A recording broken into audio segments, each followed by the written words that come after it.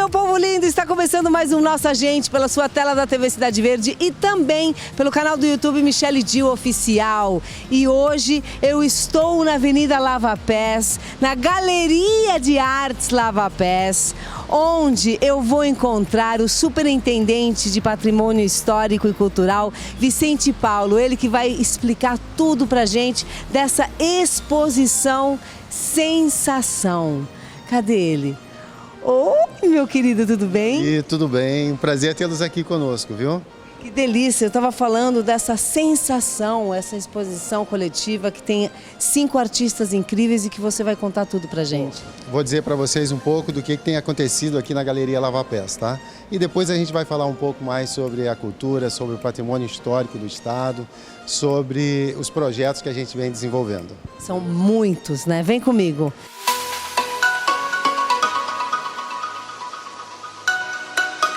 Nós temos aqui na Galeria Lava Pés 5 artistas expondo, com o título Sensação. E é o que, de fato, esta exposição provoca nas pessoas. Então, enquanto que, de um lado, você tem um estilo bem contemporâneo, um estilo bem surrealista de um artista, do outro você tem um realismo fantástico, que é o trabalho do Miguel Penha, por exemplo, a maneira como ele retrata, como ele materializa a Chapada dos Guimarães é fantástico. Então, nós temos nesta exposição a participação de 5 grandes artistas regionais, reconhecidos no Brasil todo, e inclusive fora do Brasil, né?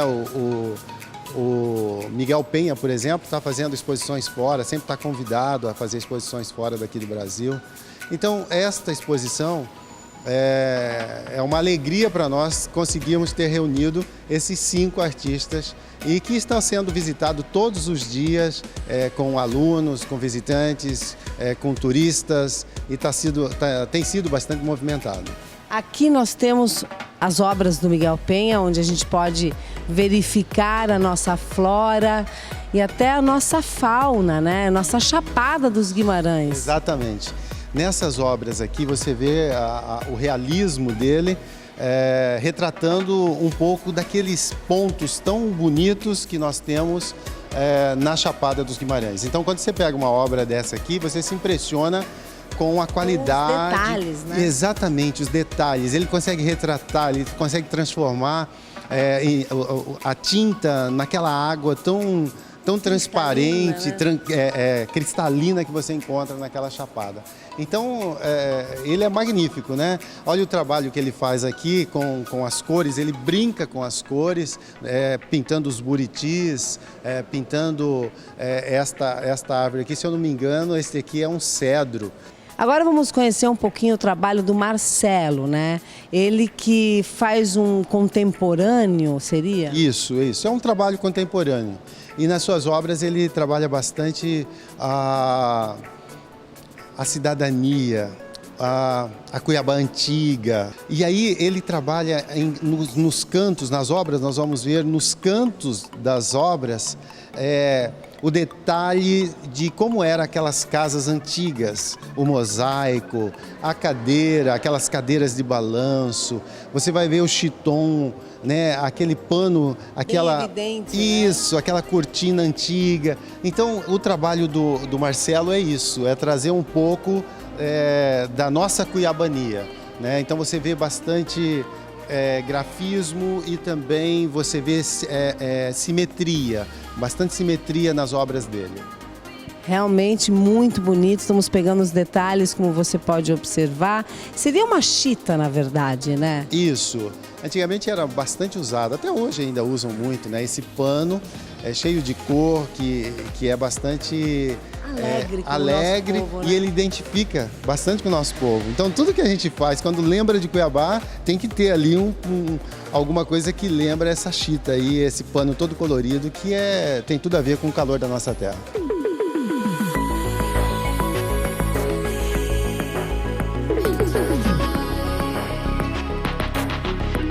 Gente, agora nós vamos ver o trabalho da Vitória Bassaia, ela que é também artista que está expondo e tem uma arte também muito peculiar, né? Diferente. Sim, a Vitória ela é uma artista fantástica. Ela é jornalista profissão, mas depois ela entrou na área das artes, já tem mais de 20, 25 anos que ela atua e ela faz um trabalho fantástico. Ela usa material orgânico, tudo que a gente vai ver aqui são materiais orgânicos que ela usa. Aí depois ela usa tinta, tem usado muito pouco para fazer uma cor aqui ou outra, mas ela usa terra, usa barro, usa carvão e ela tem uma peculiaridade muito forte. Ela transforma lixo em arte. Então tudo que nós vamos ver aqui é lixo que ela sai catando por aí, madeira, pau, ferro, plástico, tem muitos plásticos aqui. Então ela derrete os plásticos e vai transformando tudo isso em arte. Isso é tão importante num mundo onde a sustentabilidade é a palavra de ordem, né? Pois é. Então, além de transformar em arte, né, que o trabalho dela tem o seu valor artístico, também ela está fazendo um grande benefício para o meio ambiente.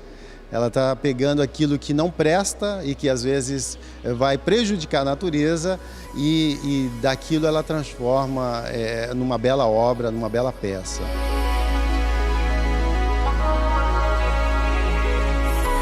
Essas esculturas, elas são de qual artista?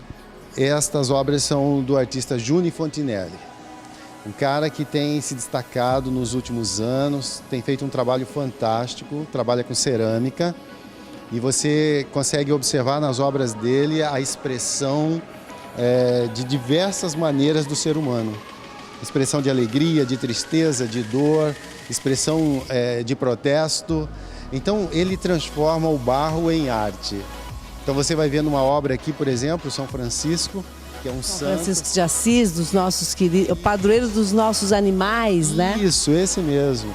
Então ele consegue retratar aqui com bastante clareza a expressão de um santo e você vê, ele coloca vários animais em sua obra.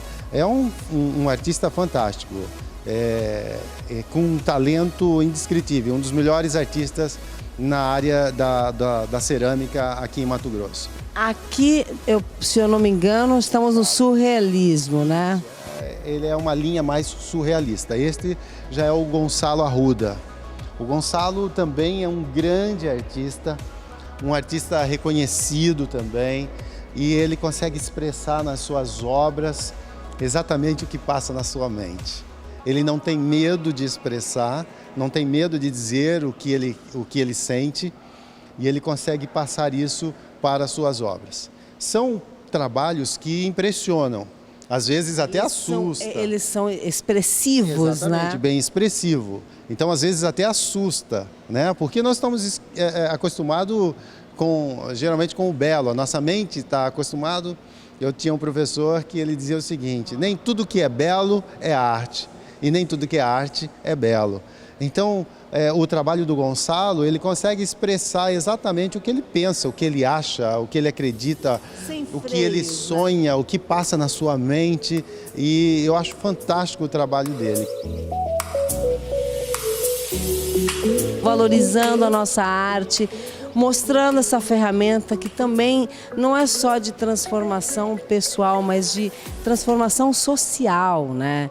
De construção de uma sociedade muito mais bonita, no sentido consciente, sabe? De consciência. Exatamente, é transformando uma sociedade melhor, né? E eu acho que a gente precisa ter isso, questionar, pensar, uma sociedade que pensa, que questiona, que discute, que dialoga e que ama, mas também racionaliza. Exatamente. E a arte, ela tem essa função. Ela tem essa função dentro de uma nação, de dialogar, de expressar. E quando você olha a história da humanidade, sempre este segmento teve a sua importância super relevante na transformação de um país. Tá chique, você não pode perder. Nós vamos para o intervalo, mas a gente volta com muito mais. Não saia daí.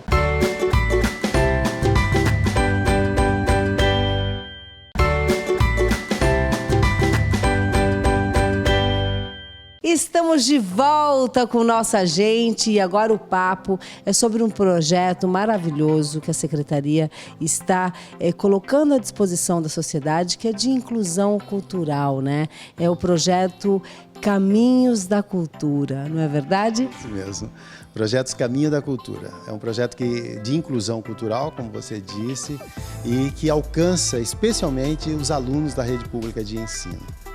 Também a Baixada, e tem todo um mecanismo de contemplação dos alunos de cada escola que eu gostaria que você explicasse para a gente, porque no primeiro momento vocês contemplaram as escolas plenas. Explica um pouco melhor. Então, sobre o projeto ele tem como objetivo levar, especialmente os menos favorecidos, levar os alunos da escola pública de ensino para dentro dos aparelhos públicos culturais. Então nós temos museus, nós temos galeria de arte, nós temos biblioteca pública, nós temos pontos de cultura e alguns pontos históricos.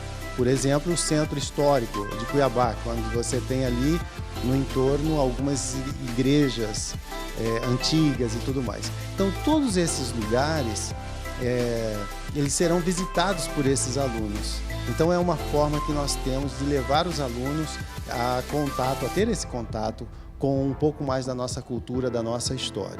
Em parceria com a SEDUC, e também a gente não pode deixar de sempre citar a parceria da AMTU, que são os donos das empresas de transporte de Cuiabá e Várzea Grande.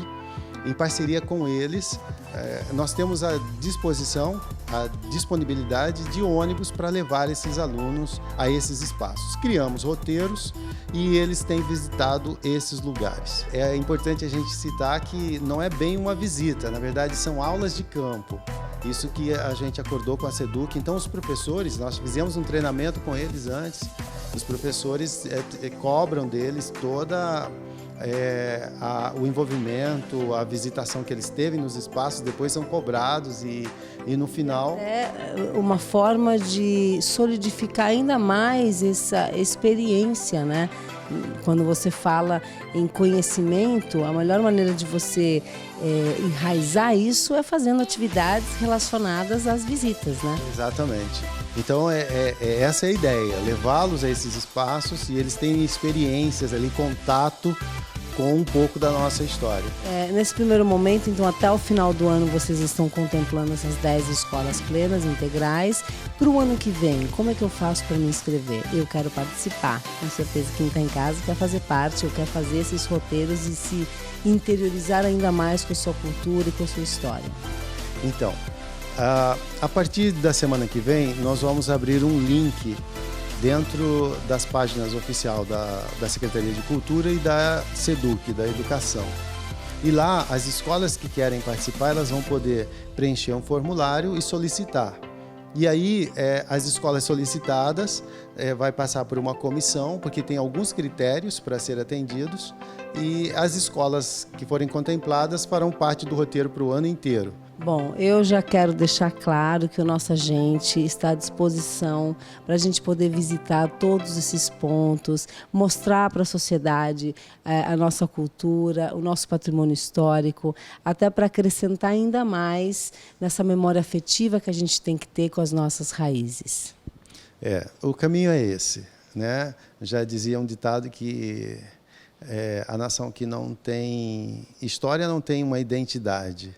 Então, nós precisamos, com esse projeto, inclusive, nós estamos formando cidadãos, nós estamos formando cidadania, nós estamos fazendo esclarecimento, nós estamos incluindo as pessoas para fazerem parte de uma história, de uma cidade, de um estado.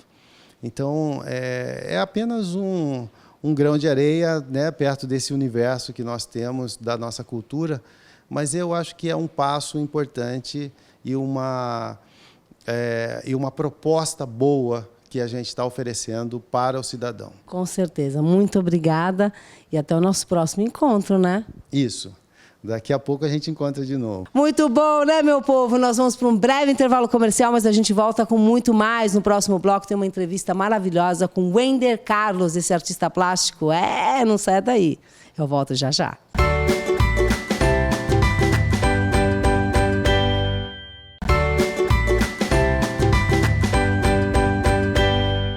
Estamos de volta com nossa gente. Eu já vou me acomodar aqui na escada, ficar bem à vontade, porque o papo agora é com o artista plástico e professor de história Wender Carlos. Confere aí.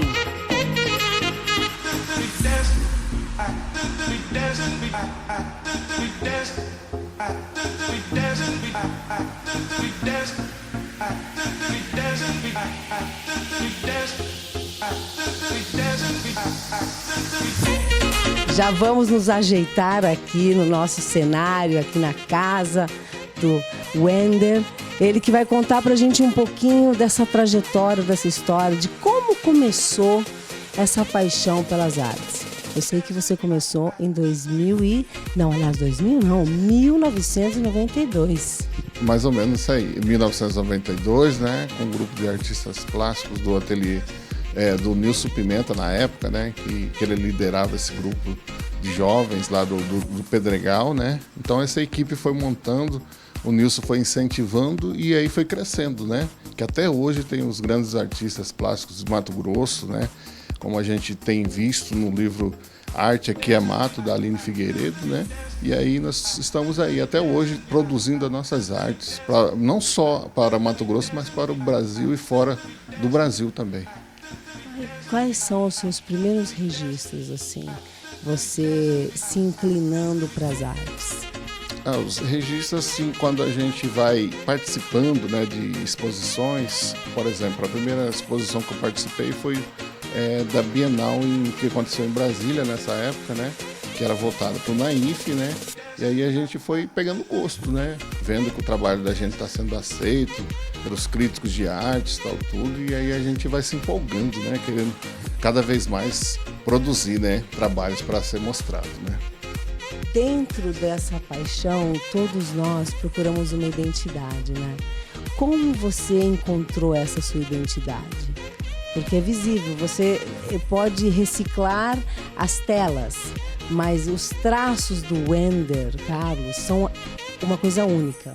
Isso, cada artista ele vai, ao longo do tempo, ele vai criando essa identidade própria, as cores, as afinidades de cores, né? Porque as cores, ela é empolgante, quando você vai trabalhando com ela, vai descobrindo, né, cada traço, cada cor, cada elemento, né, da cultura nossa, mato-grossense. Você vai gostando e você vai, como se fosse uma impressão digital do artista, né? A arte é bem isso aí, tá? Wender, conta pra gente como você administra essas duas paixões, lecionar e pintar. Isso está dentro de mim, né? Aí eu fiz o curso de História, né?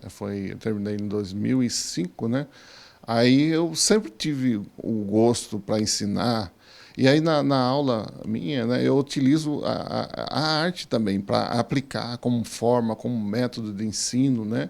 E os alunos gostam, né, quando a gente trabalha um momento histórico, né? Por exemplo, Semana da Arte Moderna, do que aconteceu no Brasil, de 1922. E aí a gente começa a retratar as guerras que tem o artista plástico Pablo Picasso. Aí você começa a... Guernica, que representa a Guerra Civil, né, espanhola. Isso, essa Guerra Civil Espanhola. Aí os alunos não conhecem, mas quando a gente começa a colocar em prática isso, né, colocar num quadro, desenhar e trazer isso, aí fica mais fácil para o entendimento histórico, né, nesse momento prático assim, que você consegue desenvolver dentro da sala de aula. Isso é muito empolgante, fica marcante na vida do aluno. Com relação a dificuldades mesmo, nós passamos no dia a dia, sempre aparecem problemas, né? Quando a gente fala sobre a vida do professor, a vida do artista plástico, a gente sempre pensa que eles sempre estão em dificuldades, porque tem pouca visibilidade ou tem poucos recursos. Enfim, às vezes a valorização do artista plástico, e às vezes não, muitas vezes o professor não é valorizado como deve ser valorizado, né? Então, nesse sentido, eu queria que o senhor dissesse se teve algum contratempo que te fez ter um olhar ainda mais fortificado com relação à sua missão como professor e diversão como artista plástico. As artes, assim, ela veio para somar na minha vida, né? As artes, o curso de história, a profissão de professor, né? Ela veio somar, que veio assim, porque dificuldade todo mundo tem, né? Só que a gente não leva pro lado da dificuldade, a gente quer superar essa dificuldade. Nos momentos, tá certo, que os artistas precisam ser mais valorizados, né? Os artistas plásticos precisam ser mais valorizados, os governantes precisam olhar, né, para a valorização da cultura, porque a cultura é isso que está aí na nossa sociedade, o que deixa de legado. Então a gente não tenta olhar para o lado da dificuldade, a gente quer tentar mostrar, porque a gente sabe, né, que os artistas, pela história, os artistas, quando ele morre, é aí que ele vai ser valorizado, né? Então nós temos que quebrar. Já é horrível, né? Já é um paradigma que a gente precisa destruir. As pessoas têm que ser valorizadas em vida, né? Isso mesmo, tem que ser valorizado em vida. Então por isso que a gente tenta, né, disseminar essa ideia de que os artistas são importantes para a sociedade, mudar essa mentalidade. Os jovens precisam de cultura, precisam de arte. Então a gente tá aí para isso, né? Para tentar mudar essa realidade, né? Nossa, né?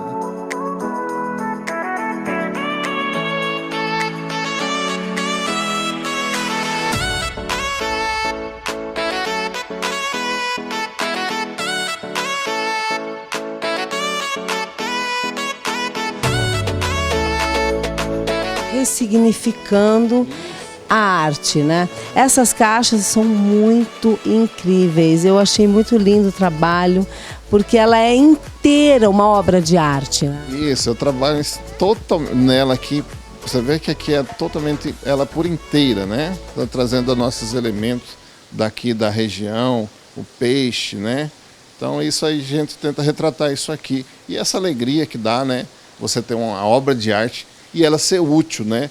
Que pode até guardar joias, alguns objetos aqui dentro dessa caixa. Então ela é muito útil, né, também, né?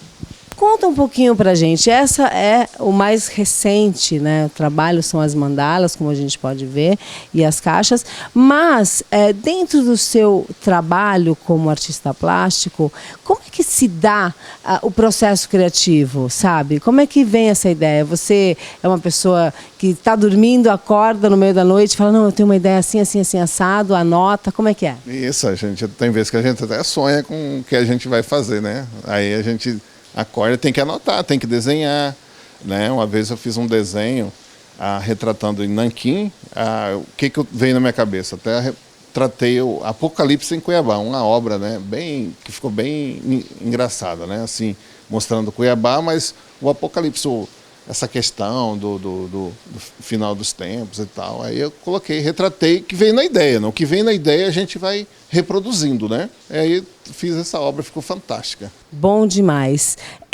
Eu quero saber também onde que eu posso contemplar as suas obras. Eu sei que tem obras espalhadas aí por muitos lugares, então eu quero que você diga pra gente. Então, agora, nesse momento, eu estou me preparando, que eu vou participar. O ano passado eu participei da Bienal Nainf, em São Paulo, né? Eu fui contemplado, né, juntamente com alguns artistas de Cuiabá, de Mato Grosso. Uma grande alegria, né? Isso, foi uma grande alegria. E o Nilson Pimenta, que já se foi, né, um grande artista que está na nossa mente, na nossa memória, ele participou também dessa exposição lá com seus trabalhos, né? Foi muito bom, Mato Grosso está bem representado, o pessoal fala muito bem dos nossos trabalhos, a cor do Mato Grosso é bem vibrante, os artistas têm um potencial muito grande, criativo, né? Quando participa da Bienal, todo mundo quer entrevistar, quer conhecer os artistas que estão participando da Bienal de São Paulo. E agora, para o ano que vem, eu vou participar de novo. Ai, que delícia, que ótimo. Tudo a vapor, né?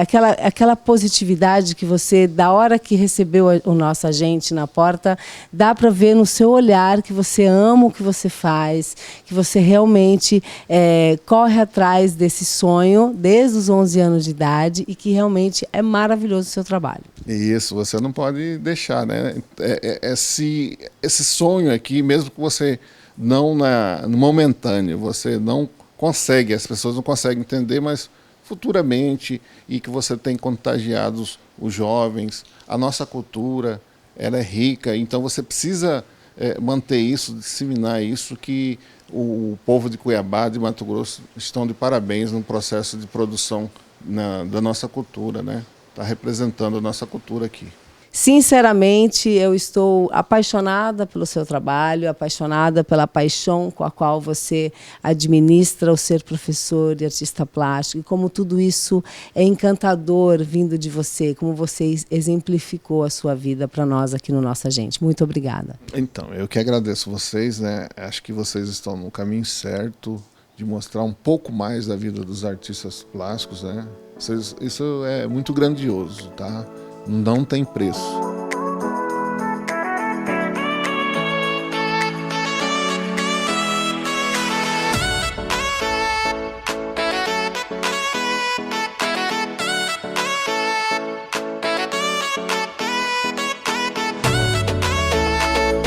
Tá vendo, gente? A arte realmente embeleza a alma.